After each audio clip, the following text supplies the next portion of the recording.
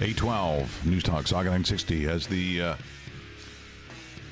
parade of stars that we go to, including, I think they've all been Greek today.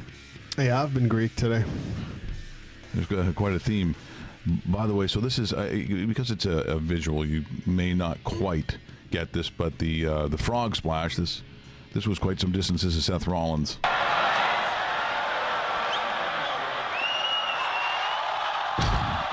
Yeah, you had to see how far he actually did that. Off the top rope onto an announcer's table where Brock Lesnar was sprawled out.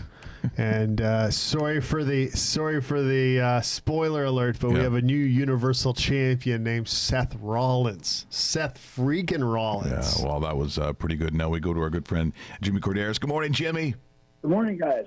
Hey, so that event, there you have it. When it was announced sometime over the winter, so I imagine the tickets were sold in like minutes. 20,000 people packed, and as it tends to be, Jimmy and Dave and I were talking about this earlier on. Even if you're not a wrestling aficionado, even if you're not familiar with the wrestlers, or even necessarily the sport itself, there is something about these kinds of events, especially this thing, that to see it live really is just. It's almost breathtaking, the way that they do it and the efficiency in which wrestling always runs at that level. It really is a thing of beauty.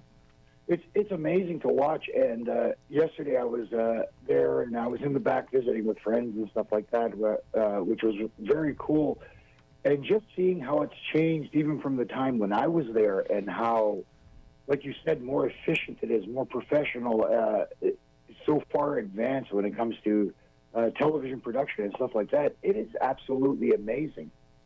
And it is top notch. You know, you think of the regional days where, you know, maybe some people were calling it wrestling. You know, they go to small towns and, you know, you'd go and do the show. But now, look, when they come to Toronto, so they're here for 72 hours. I couldn't imagine the actual dollar figure that is changing hands, but this is a money-making machine. For those who roll their eyes and think somehow that it's, I don't know, not top notch or not top level, they'd be really wrong, because the level of production too in this is off the charts.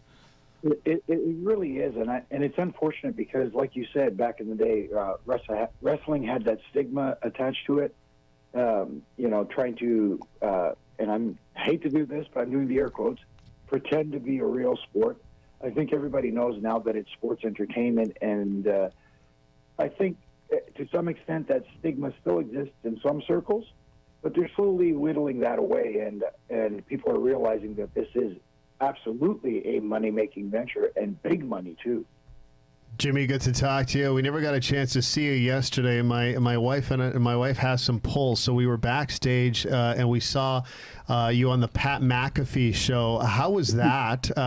We kind of snuck in to watch a little bit of it, but it looked like you guys were having a blast. How did that come about? And that was kind of cool. I think that's a really good idea. I think they should do that more often. Oh, man, we had a blast. That was, you know, it was just one of the PR people from WWE reached out, and he messaged me. He says, how would you guys on Aftermath like to be on the watch-along with Pat McAfee? And I was like, that's cool, but I'm not the decision maker. I can't go ahead and, like, say, hey, we'll be on. So I talked to the right people, including your missus there, and they got it done. And you know, having a guy like Jethro over there making ice cream for us, and that's great. And then you got Tucker and Otis over there having a lot of fun and kind of, you know, really running the show. It was a blast, man. It was cool. Yeah, it was really cool. It's definitely something, like, if I was at home, I'd be watching that too with the event. That's what kind of made it really cool to me. Let's talk about that event. I'll go wrestling nerd on you, because you know I'm allowed to do that with my friend Jimmy. The Fiend, Bray Wyatt, he makes his debut after countless promos. I love the character as far as the creativity is concerned. I don't know if I'm letting my little one watch it just because it scares the crap out of me, never mind her. But are you kind of surprised it was a squash match over Finn Balor, considering what Finn is to the WWE right now? No, I don't think it was too bad for Finn as well, because as we know, Finn also has that other character that he brings out called the Demon. Yeah. But I'm assuming that somewhere down the line, that's what it's leading to, you know, the Fiend versus the Demon. And And I hope they could build it up long enough where it's at a big event, like maybe Survivor Series, or to me, that's a WrestleMania-worthy match. Yes. So in this day and age, with the attention span of the audience, not as they don't stick around as long for those long storylines as they used to, but still, hopefully they could do something like that. But I agree with you. It was awesome. It was creepy. It was everything you'd expected from WWE and more, and I'm happy for Bray. Yeah. Yeah. Well, as you said, but see, wrestling to me, because I did not grow up with it. I mean, they came to my hometown. So I hate Stax Calhoun, and that to me was scary. That and quite frankly, the midgets. I know you're not supposed to say midget anymore, but the midgets would freak me out. But I'm sitting there looking at this stuff, and I'm like, you can't fake athleticism. Like, some of the stuff that's done. Are you telling me that really Brock Lesnar isn't a true fighter? Isn't, we know that he is. We know that these guys in Greco-Roman, some of them are NCAA, like, serious, like, unbelievable athletes. They're scholarship guys. They're national team members of the wrestling community. And I think that when you put it with, as you said, the creepy and the scary and the the theater beyond it, I got news for you. That's not fake. That part you cannot fake. No, absolutely not. And what isn't fake too is that's why they don't like the term fake. Obviously, we could talk about the matches being predetermined, the outcomes and stuff like that. But the actual physicality and the punishment their bodies take is absolutely real. And it takes a special kind of athlete to do this kind of thing because, as I like to say, you can be in shape, but it's a completely different thing to be in ring shape and have your body landing on. Well, you guys played the clip of Seth Rollins diving off the ring post and landing on Brock Lesnar like 12 feet away on a table.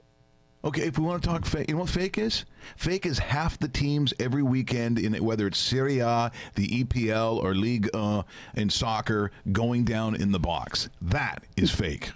But that's, to me, that's even more entertaining at times. Hey, Jimmy, Goldberg back again for one of his 5-minute matches. I kind of snickered that I knew it was going to be a quick match, but I thought it was kind of funny, and I think Dolph really sold it well. I thought everybody kind of won in that sense of putting everybody through and putting everybody on through. It was, I'm not going to say it was match of the year or match of the night candidate, but I was entertained just because of how Dolph handled that situation. Oh, I totally agree. And you're right. It wasn't meant to be match of the year. It was meant to be Goldberg's sort of redemption, I guess, for lack of a better term. And, I thought he got unfairly criticized for what happened in his match with The Undertaker. I mean, the poor guy hit the ring post head first and knocked himself out, so he couldn't, he was in la-la land.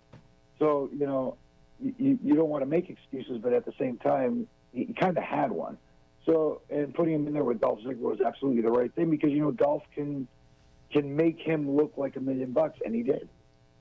Well, when I look at just still the enthusiasm for the events themselves, the pay-per-views, you look at certain sports and you wonder where they are sort of on their cycle of popularity.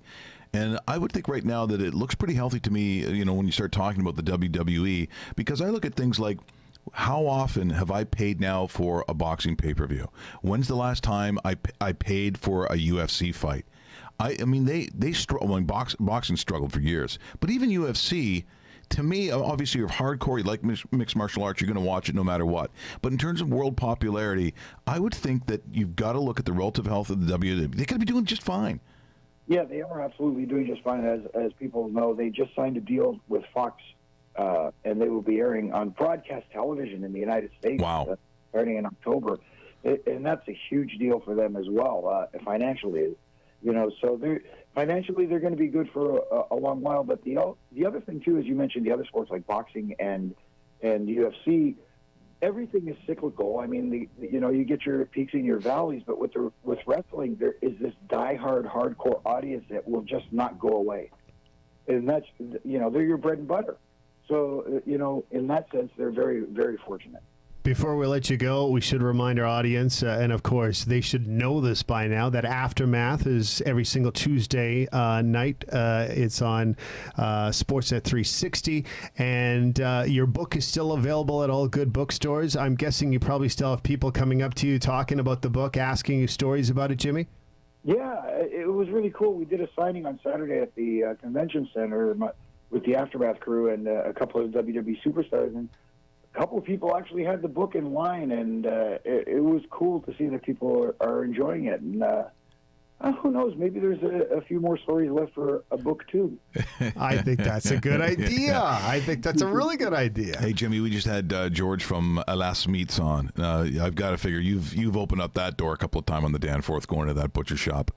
Oh, between them, there's a few. Yeah, that's what I stayed away this weekend because of it's WWE week here, so I didn't get a chance to get down to Taste of the Danforth.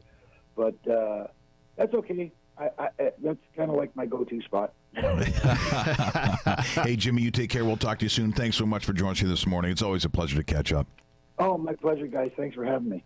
Jimmy Korderas, once again, the host of Aftermath on Sportsnet 360, joining us talking a little SummerSlam. And, you know, sometimes it's again, for people that look for things that they've not done beforehand. And they're like, well, I don't, particularly know wrestling. Maybe you say you don't like wrestling. But I guarantee you, if you were in that building last night, you're going to walk out and say, not that entertaining. Really? Want to bet? Because you may never even go to another one because you feel like you're surrounded by, 15,000 like over-the-top freaks, dressed like their favorite guy or whatever it is. But it's still the same thing. If you went to Comic-Con, you're going to walk out and say, yeah, it wasn't that good.